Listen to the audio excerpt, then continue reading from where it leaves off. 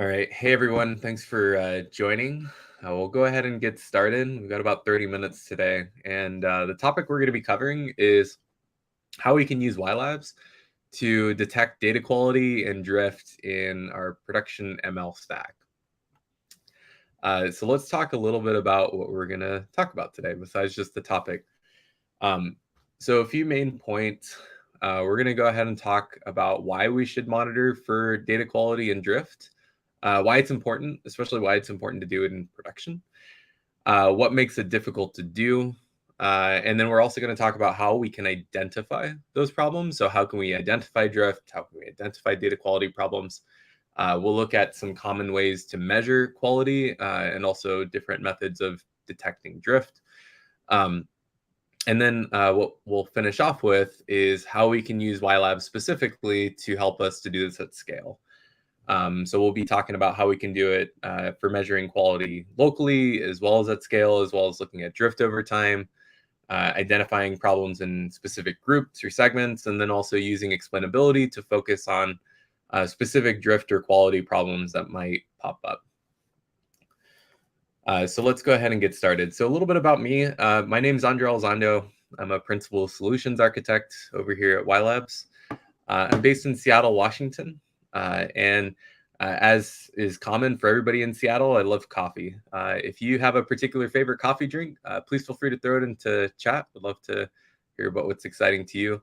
Also, would love to hear about anybody who's working on some really cool projects in ML. Like, what's exciting to you right now? What are you working on? And what excites you about working on that project? All right. So why should we monitor for data quality in the first place?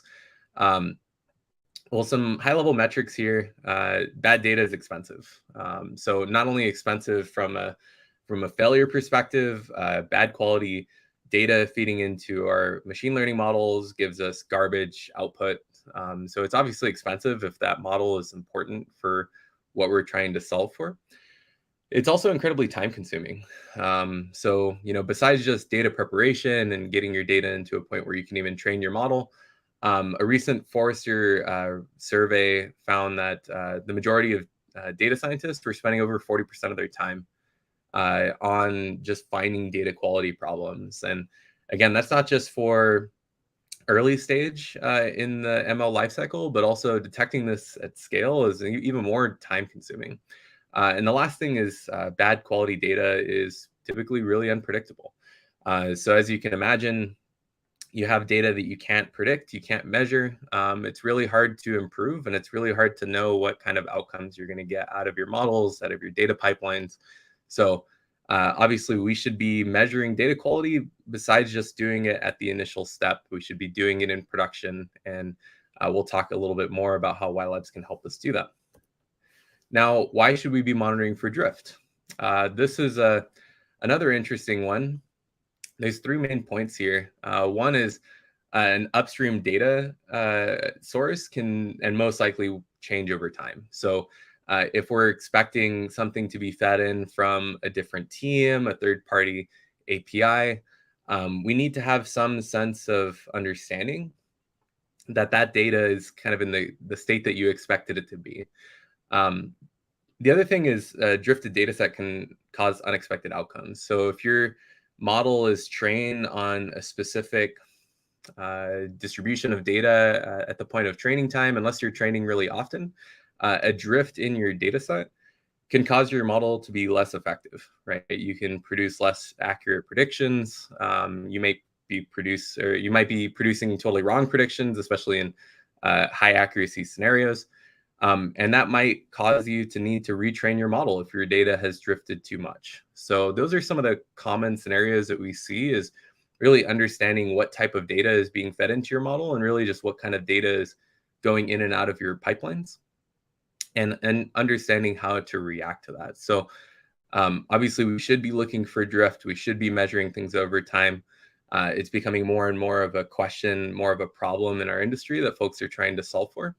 And so it's definitely an interesting topic to explore. So what makes these things challenging? So overall, both data quality and data drift, folks tend to be doing it ad hoc. So a lot of our customers, a lot of the folks that we talk to, They're looking at quality, again, at the data preparation point, or maybe ad hoc when they see a problem.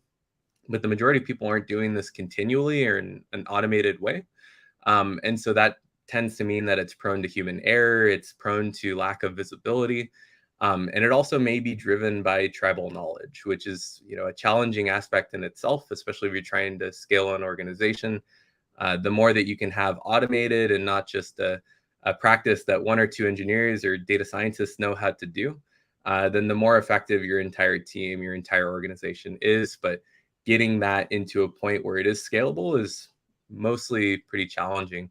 The other thing is size and complexity. So data tends to be a very high cardinality, a very high scale type of object to deal with. And so, when it comes to traditional observability, traditional monitoring and insights on things like applications, you might not be dealing with the level of complexity that you typically deal with getting the types of health metrics or the types of data points out of your data as you do with dealing with complex data sets. And the last thing is seasonality factors. So looking for drift might be different at 3 p.m. on a Saturday than it is at 9 a.m. on a Monday. And so you need to be able to have some sense of context on what the specific part of your data set you're looking at should look like at that point in time.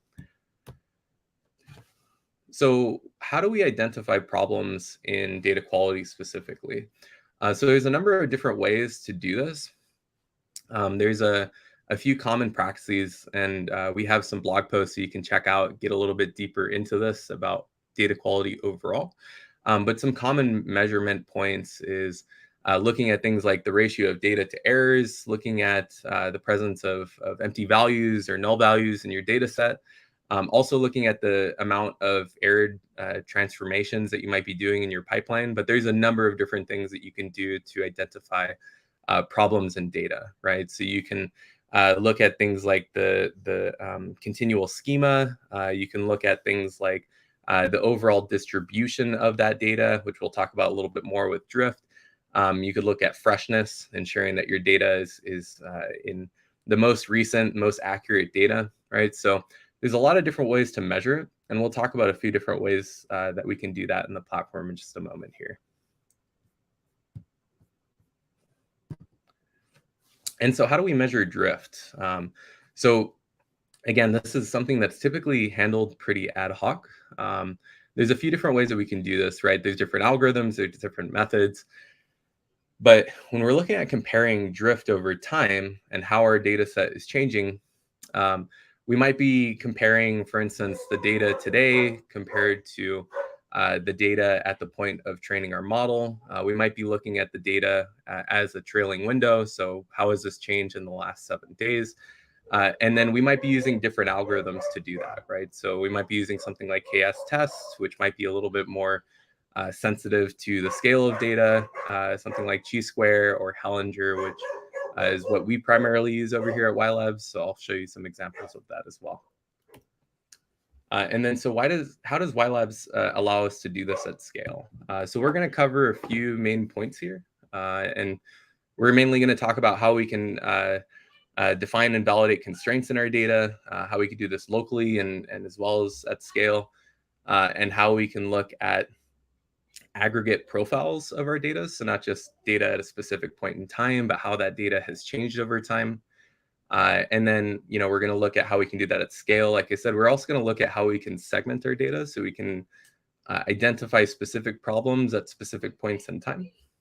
And then how we can use other information such as explainability data, SHAP values, feature weights to overlay those problems that we identify so that we spend time solving the problems that are most important for us to solve to get consistent outcomes. All right. So again, how do we do this with YLabs? A little bit of context here. If this is your first time hearing about YLabs, there's 2 main components. So there's YLogs, which is our open source foundation. It allows us to generate statistical profiles of our data set and do that at really high scale. So we can profile 100% of our data We can look for those key metrics. We can also extend the types of metrics that we look for. So maybe there's a specific data quality indicator that's specific to you at your company that not a lot of other people do, but it's really important for your KPIs. We can extend, for instance, our open source library to be able to collect a lot of different things, and a lot of different things come out of the box. Once we generate those profiles, it's really important to be able to look at the trends over time. And that's where the other half of this equation comes in with the YLabs Observatory. Here's where we can look at changes over time in our data, how our data is changing, how we're measuring quality over time, how we're measuring drift over time. And then more importantly, we can tie that into workflows. So whether that's just visualizing it, giving the right data to the right people at the right time, triggering notifications, or even triggering automated workflows. Again, maybe your data has drifted to a point where you want to trigger an automatic retrain of your model. And that ends up being something that you want to be able to have as hands-off as possible, as automated as possible. And that's where we can integrate the platform into those types of workflows as well. One thing I just wanted to call out is this approach actually works for a variety of different use cases. So we can capture, for instance, a profile data set at the point of training. We can capture it live in production. We could do that for batch data sets, batch transformations, batch inference, as well as things like streaming use cases and real-time use cases. So we can do it for a lot of different scenarios, all using the YLabs library there. All right, and I'm going to keep going. And just to call out, if you do have any questions or comments, feel free to throw it in the chat, and we'll be responding as we can here. All right, so the first thing, how does YLabs help us to define and validate constraints on our data? So constraints, as far as local validation of our data set, become really important when it comes to understanding maybe how data is being transformed in our data pipeline, doing things like validation on specific columns or validation on specific rows. We can do a variety of different things using the YLabs library. And so to just go through a quick example here, in this case, I'm actually doing some data validation using YLabs. And so here, for instance, I can see things like, hey, maybe I expect once my data is transformed to look like a particular pattern. I can define that as code, and then I can use that continually to validate that data when I'm profiling. So for instance, when I'm generating a statistical representation of my data set, I might not only want to look at overall distributions of that data locally, but I might want to be able to validate, like, is the data in a particular column in a format that I expect, and do some validation there. And maybe I want to be able to also trigger some workflows there. So again, in my pipeline, maybe I want it to trigger a notification from my data pipeline if I'm seeing something come from a particular scenario and produce a specific output that I didn't expect. Maybe I want to go ahead and trigger something like a Slack notification or trigger into another system there.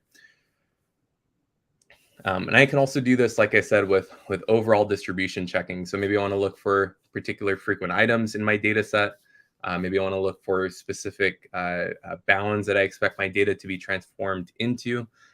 So I can do that locally, and I can do that in things like my data pipelines, and really have an automated workflow for identifying data that I didn't expect, or data that didn't meet my particular quality standards. So defining and validating constraints on our data is incredibly important. Like I was showing, we can also generate things like reports. We could generate artifacts in your pipeline that show you how your data has performed compared to your specific standards. We can also take those profiles that maybe we're generating locally, right, and then look at them over time. So for instance, with YLabs, I'm generating statistical representations of my data set. I can visualize those locally, maybe in a notebook, and use that to do some local troubleshooting, some local discovery or investigation. And that's super powerful in its own. But where it becomes really interesting, especially in production, is when you have a hands-off approach to being able to gather these types of telemetry points, these types of metrics, these types of statistics from your data set. And that's really where the platform takes us a step further. So, for instance, if I look at how in YLabs, I can see how my data has changed over time and how I'm looking at not only data quality metrics, right? So am I seeing a ton of missing values in this data set? Am I seeing a sudden spike or drop in this data set? Am I seeing like a change in schema, right? But also looking at drift. So drift over time, drift to a specific point in time in a reference. I can look at that from a historical trend perspective, and I can also aggregate those profiles that we were looking at into a single spot. So for instance, it could be easy for me to not only see a particular trend that's changed or caused an issue, but I can look at specific changes that might have been introduced here, which might have consequences down the line here. So for instance, here in this case, I can see this particular feature in my data set at this point in time when I saw that sudden drop. It looks like right around that time, the cardinality suddenly changed as well. So not only did it drift, but the cardinality changed. I can see things highlighted here in YLabs that can help me to really find a specific root cause and focus my time there and see as those changes have happened in my data sets. This becomes pretty challenging when we're dealing with really high scale data, terabytes or petabytes of data, or when it's happening in a distributed fashion. And so having a central place of aggregation in YLabs ends up cutting your time of investigation quite dramatically. And I can do this over time for all the different features in my data set. So I can see, for instance, the example I was showing you where I looked at a specific feature and how that feature has changed. But I can also see how all the different features in my data set are changing. And then as you can see here, I can also do things like define monitors and whatnot that we'll talk about in a moment here. But I can see how things are changing. Maybe the volume has changed. Maybe the cardinality has changed. Maybe the schema has changed, and I can get those data quality indicators here live in production, so I don't have to go and spend manual effort trying to gather that data and do some analysis on it. We try to do as much of that out of the box. Alrighty. And so the next logical step is, okay, great, Andre, we're capturing those statistics about our data sets. We're generating profiles over time. That's awesome. But like, we don't want to be staring at a screen all day. So how does YLabs actually help us to identify those problems at scale without, spending a bunch of time as a data scientist? I'd much rather be spending time building meaningful models, ensuring that I can, work on new use cases that solve specific problems for me. And this is where YLabs can be used to set up particular monitors. So for instance, I can set up monitors for maybe drift, for data quality, for model performance, which we're not going to talk about a ton today. We'll talk about in a future demo. But I can set those up in the platform. I could also do this programmatically. So for instance, here, I want to go ahead and look at data quality. I want to look for a change in missing values. I want to go ahead and maybe use something like feature importance, like we'll talk about in a second here. But I can get really meaningfully detailed in my monitors. So I can set these up in a way that's not going to generate too much noise. It's going to get the right notification to the right person at the right time. And so talking about notifications, we can also tie into things like Slack, email, webhooks, PagerDuty. So we can take these monitors and get those alerts coming out of those monitors to the right place at the right time. And one thing I wanted to call out here is one of the challenges that I mentioned earlier is things like, quality and drift. They might be related to a seasonality factor, especially things like drift. And so, it might be something as simple as looking at a trailing window. Hey, can I do something to check the change in this value over the last 7 days? It might be something as detailed as saying, hey, I want to look at specific seasonality trends in this data. And YLabs can really help us with both. All right, so coming back over. So I looked at how we can use YLabs to identify things locally and do local validation and, ensure that we're able to do validation maybe in a pipeline, in a notebook. We can profile our data. We can look at those profiles over time. We can identify problems in that data over time using those monitors. One other thing that I wanted to call out with how we can use YLabs to identify this at scale is using things like segmentation to be able to better understand our data set. So we're not just looking at aggregate statistics, but actually more meaningful slices of data and be able to drill into specific problems. So I'll go ahead and come over to a different slide here.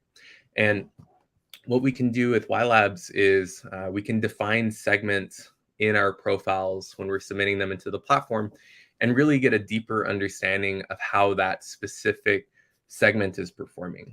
These might be segments based on specific values in your data set. They might be things that are defined automatically, or if you have a grouping way of understanding where problems pop up and how you want to be able to isolate those problems, we can conform to a lot of different scenarios and extend to those scenarios. So for instance, if I see a specific problem and monitors anomalies are being triggered just for that specific segment, I can drill into that really easily and understand, for instance, what happened here that maybe is causing this particular problem. So segmentation is super helpful for identifying these problems at scale when I'm looking at how has my data changed, how has quality changed over time, how has drift changed over time, related to a specific segment or grouping versus only an aggregate statistics.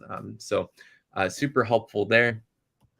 The last thing we'll talk about is how we can use YLabs to overlay other information, especially in machine learning models. We have other sources of information about our model. We'll talk about explainability and how we can use explainability data, SHAP values, feature weights, to help us to prioritize our time. So what does that look like? Well, with YLabs, what we can do is we can submit feature weights into the platform and then use those feature weights to not only do ad hoc investigation, right? So for instance, we can see like what's the most important feature here, and for instance, how has that feature changed over time? For instance, here I can drill into just the top weighted feature, and I can see that there are two particular anomalies with drift.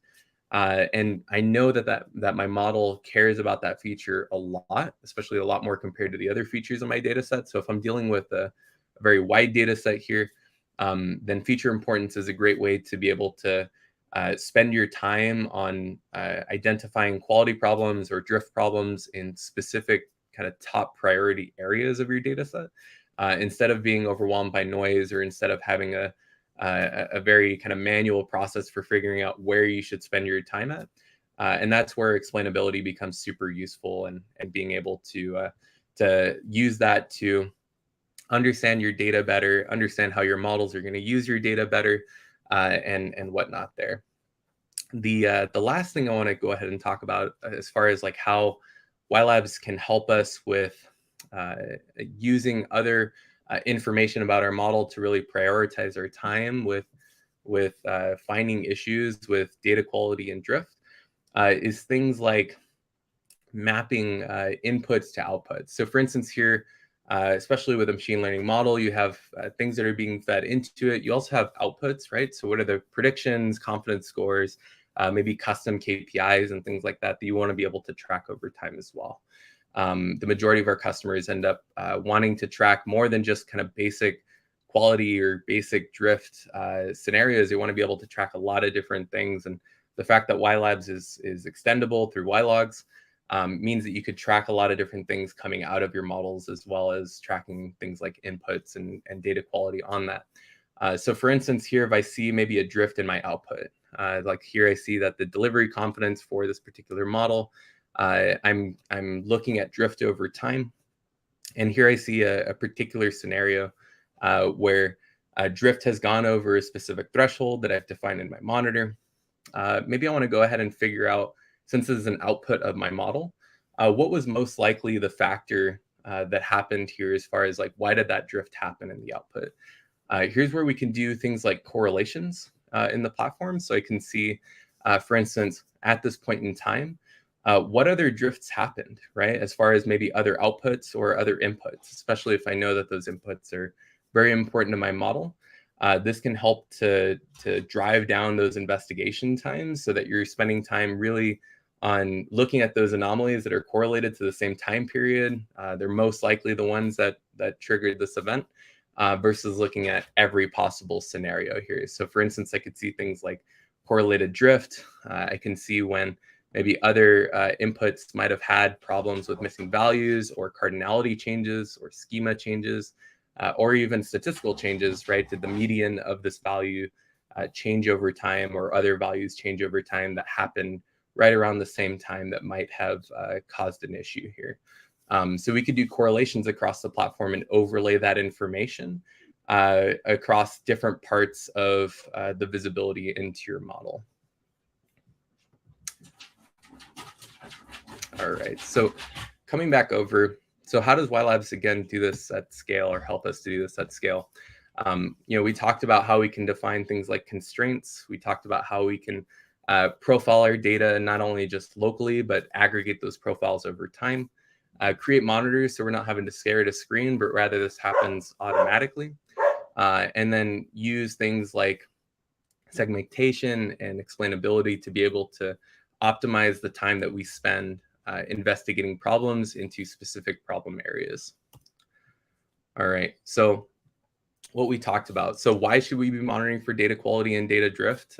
Just to summarize those, data quality and drift problems tend to be really expensive. They tend to be really time consuming, and they tend to be pretty challenging to identify. And so how do we do that? Well, we use the right algorithm. We use automated tool sets like YLabs, and we integrate these really tightly into our process and into our visibility, so that it becomes a standard. So we're not having to kind of paste together a lot of different solutions to find these problems when something happens, but we implement them before they happen so that we have the right visibility at the right time. And then how does YLabs enable us to do this at scale? Well, we tie in a lot of different data sources about our data. We look at trends over time. We allow you to highlight anomalies and highlight things that are important to you. And then we tie into the systems that you're already using, things like Slack, PagerDuty, email notifications, webhook notifications, and whatnot there. All right. So if you have any questions, please feel free to throw them into chat. Would love to also know what types of methods are you using today to look for quality problems in your data in production. Is there a particular method that you've used that works well for you? Is there a particular pain point that you're trying to solve for that maybe you haven't figured out exactly how to solve for it? Same thing for drift. If there's particular scenarios that you're dealing with in your data, in your ML stack, that drift is a top priority for you, well, how are you measuring it today? We've seen a lot of different scenarios from a lot of different customers that we talk to. So would love to know how you're doing this today, or if there's a particular problem you're trying to solve around it. And then another thing, based on the problems that I talked about, do you know what would happen to downstream consumers of the data that's being produced out of your data pipelines if something like a data quality problem or a data drift problem were to happen? It's a typical question that I ask folks is, why are you solving this problem? What happens if you do have a quality problem and you don't catch it, and it happens for a number of months, a number of weeks? What happens? What happens if your data does drift to the point where your model can't appropriately handle that anymore? And you don't automatically know when to trigger or retrain. You don't have that level of insight. So would love to know if you've kind of thought about that. If not, would love to know, different ways that you're looking at kind of thinking about your downstream consumers of data versus just thinking about the data pipeline as kind of a separate object, since there are so many different dependencies here. And then now what would love to recommend everybody to check out the docs. Here's some examples on measuring data quality and drift using YLabs. You can get started with our free tier, and I would highly recommend join our Slack community and go ahead and give us a star in GitHub on our YLabs repo. We love those stars. It tells us that our community is really appreciating what we do, and would love to have you be a part of the community. All right, so thanks everybody for joining. We'll go ahead and end the stream, and please feel free to reach out if there's anything you want to learn more about, or if there's any question that we could help you with.